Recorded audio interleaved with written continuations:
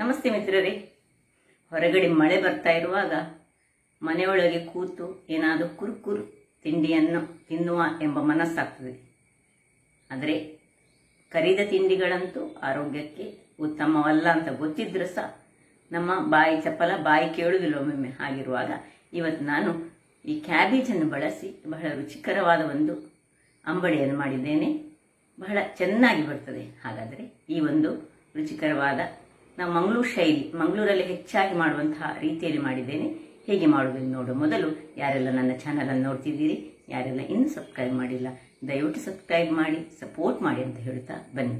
ಈ ಒಂದು ರುಚಿಕರವಾದ ಕ್ಯಾಬೇಜ್ ಅಂಬಡಿಯನ್ನು ಯಾವ ರೀತಿ ನೀರನ್ನು ಸ್ವಲ್ಪವೂ ಬಳಸದೆ ಮಾಡುವುದು ಎಂದು ನೋಡೋಣ. ಮಿತ್ರರೇ, ಇವತ್ತು ಈ ಕ್ಯಾಬೇಜನ್ನು ಬಳಸಿ ನಾವು ಒಂದು ರುಚಿಕರವಾದ ಕ್ಯಾಬೇಜ್ ಅಂಬಡೆ ಮಾಡೋಣ. ಹೇಗೆ ಈ ಶಾಪ್ಗಳಲ್ಲಿ ಮಾಡ್ತಾರೆ ಅಂತದನ್ನು ನಾವು ಮನೆಯಲ್ಲಿ ಶಾಪಲ್ಲಿ ಒಂದು ಅಂಬಡೆಗೆ ಒಂದು 10-20 ರೂಪಾಯಿ ಕೊಡಬೇಕಾಗ್ತದೆ. ಬಟ್ ನಾವೇ ಮನೆಯಲ್ಲಿ ನೋಡಿದ್ದು, ನಾನು ಚಾಪರಲ್ಲಿ ಚಾಪ್ ಮಾಡಿದ್ದು ನೋಡಿ. ಇಂಥ ಚಾಪರಲ್ಲಿ ನಾವು ಚಾಪ್ ಮಾಡಿದ್ರೆ ಒಳ್ಳೆ ಫೈನ್ ಆಗಿ ಸಣ್ಣದಾಗಿ ಬರ್ತದೆ. ಇದನ್ನು ಈಗ ಕರಿ ಮಾಡ್ಲಿಕ್ಕೆ ಸಹ ಬಹಳ ಚೆನ್ನಾಗಿ ಆಗ್ತದೆ. ಚಾಪರನ್ನು ಯಾವಾಗಲೂ ಮನೆಯಲ್ಲಿ ಇಟ್ಟರೆ ಬಹಳ ಒಳ್ಳೇದು. ನಾವು ಕಟ್ ಮಾಡಿದ್ರೆ ಅದು ಸ್ವಲ್ಪ ದೊಡ್ಡದು ಸಣ್ಣದು ಬರ್ತದೆ. ಚಾಪರಲ್ಲಿ ಕಟ್ ಮಾಡಿ ಇಟ್ಕೊಂಡಿದ್ದೆ ನಾನು. ಇದೊಂದು 200 ಗ್ರಾಮ್ಸ್ ಉಂಟೇನಷ್ಟೇ. ಇನ್ನು ಒಂದು 100 ಗ್ರಾಮ್ಸ್ನಷ್ಟು ನಾನು ಕಡಲೆ ಹುಡಿ ತೆಗೆದುಕೊಂಡಿದ್ದೇನೆ.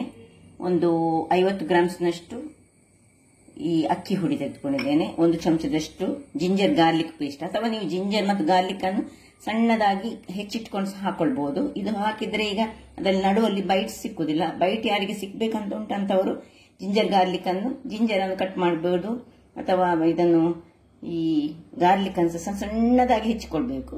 ಇಲ್ಲಿ ಎಲ್ಲವನ್ನು ಇಲ್ಲಿಗೆ ಸಣ್ಣದಾಗಿ ಹೆಚ್ಚಿಟ್ಕೊಳ್ಬೇಕು. ಈ ಕೊತ್ತಂಬರಿ ಸೊಪ್ಪಾಗ್ಲಿ, ನೀರುಳ್ಳಿ ಆಗ್ಲಿ, 1 ನೀರುಳ್ಳಿ ತೆಗೆದುಕೊಂಡಿದ್ದೇನೆ ಸಣ್ಣ ಹೆಚ್ಚಿಟ್ಟದ್ದು. ಒಂದು 2 ಕಾಯಿ ಮೆಣಸು ನಿಮ್ಮ ಖಾರಕ್ಕೆ ತಕ್ಕಂಥದ್ದು. ಮತ್ತೆ ಇದನ್ನು ಈಗ ಸಣ್ಣದಾಗಿ ಹೆಚ್ಚಿಟ್ಕೊಂಡೇ ಹಾಕೊಳ್ಬೇಕು. ಕರಿಬೇವಿನ ಸೊಪ್ಪನ್ನು ಸಹ.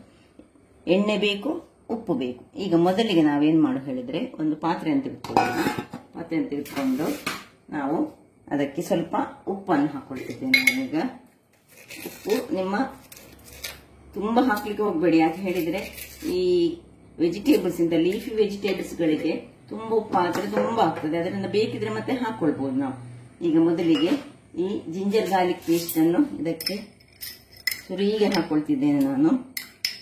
ಜಿಂಜರ್ ಗಾರ್ಲಿಕ್ ಪೇಸ್ಟ್ ಮತ್ತೆ ಕಾಯಿ ಮೆಣಸು ಹಾಕೊಳ್ತಿದ್ದೇನೆ. ಇನ್ನು ನೀರುಳ್ಳಿ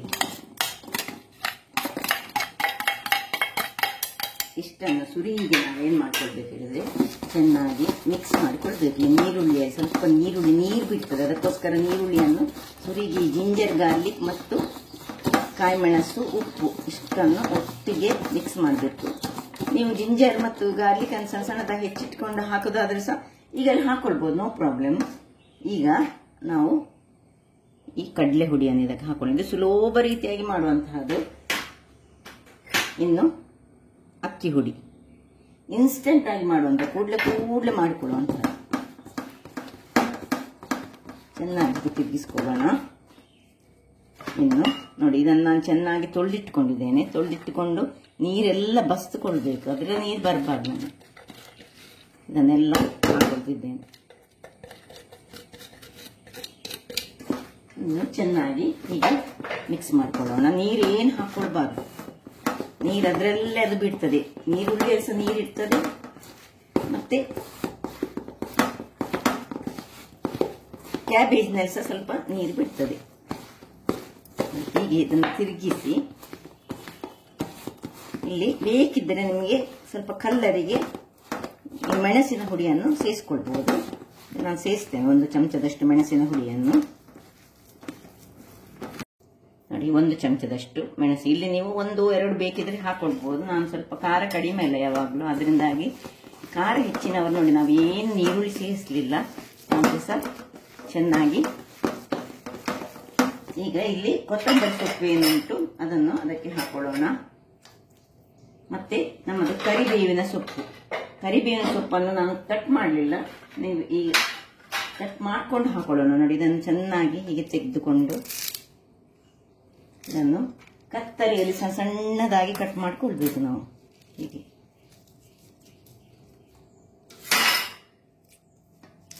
ಹೀಗೆ ಸಣ್ಣ ಕಟ್ ಮಾಡಿಕೊಂಡು ಎಲ್ಲವನ್ನು ಸಹ ಕಟ್ ಮಾಡ್ಕೊಳ್ತೇನೆ ನಾನು.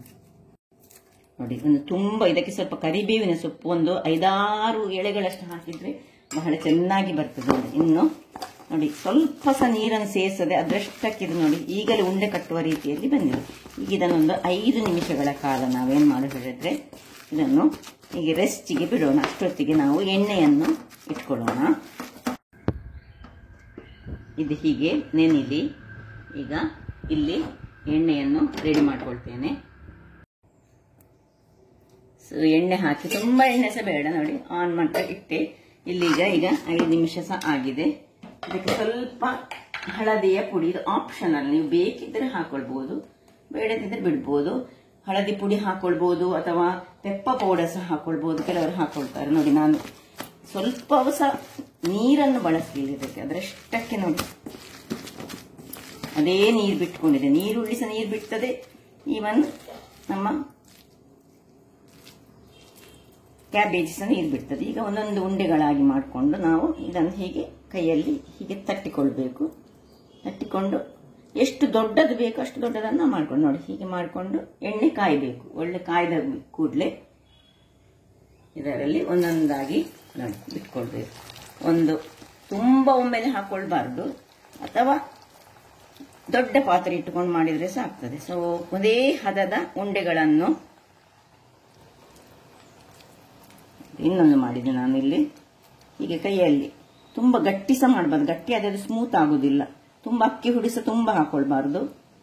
ಇನ್ನೊಂದನ್ನು ಹಾಕೊಳ್ತಿದ್ದೇನೆ. ಹೀಗೆ ಇದರಲ್ಲಿ 3 ಹಾಕೊಳ್ಬಹುದು. 3 ಹಾಕೊಂಡು ಮಾಡಿದರೆ ಆಯ್ತು. ನಾವು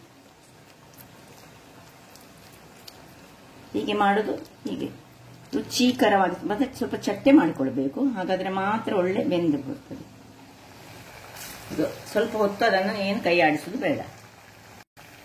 ವೀಕ್ಷಕರೇ ನೋಡಿ, ಒಂದು 2 ನಿಮಿಷಗಳ ಬಳಿಕ ನಾವು ಇದನ್ನು ಅಡಿಮೇಲ್ ಮಾಡ್ಕೊಳ್ಳೋಣ. ನೋಡಿ ಹೇಗೆ ಚೆನ್ನಾಗಿ ಬಂದಿದೆ ನೋಡಿ, ಹೇಗೆ ಬಂದಿದೆ. ಅಡಿಮೇಲ್ ಮಾಡ್ಕೊಳ್ಳೋಣ.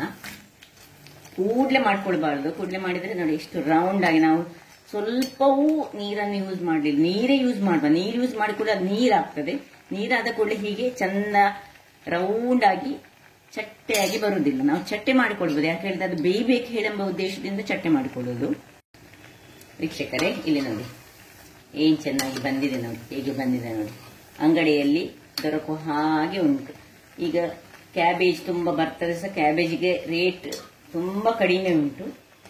ತುಂಬ ಈ ಹೊರಗಿನಿಂದ ತರುವುದಾದ್ರೆ ತುಂಬ ಕಾಸ್ಟ್ಲಿ ಆಗ್ತದೆ ನಮಗೆ. ಮನೆಯಲ್ಲೇ ಆದ್ರೆ ಎಷ್ಟು ಸಹ ನಾವು ಮಾಡಿ ತಿನ್ಬಹುದು. ನೋಡಿ ಏನ್ ಚೆನ್ನಾಗಿ ಬಂತು ನೋಡಿ.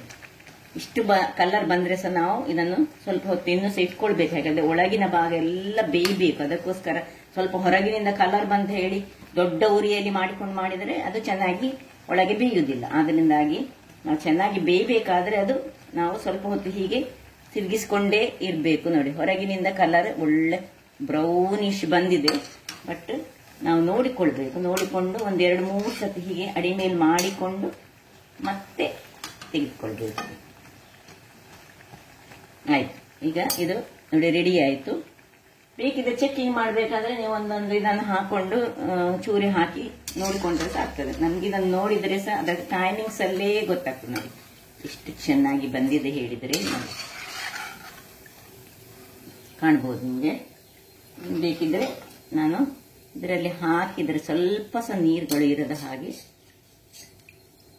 ಎಣ್ಣೆ ಇರದ ಹಾಗೆ ಬಾಯಲ್ಲಿ ನೀರೇ ಬರ್ತದೆ. ನೋಡಿ ನೀರು ಏನು ಹಾಕದಂತಹದ್ದು ಏನು ಚೆನ್ನಾಗಿ ಬಂತು.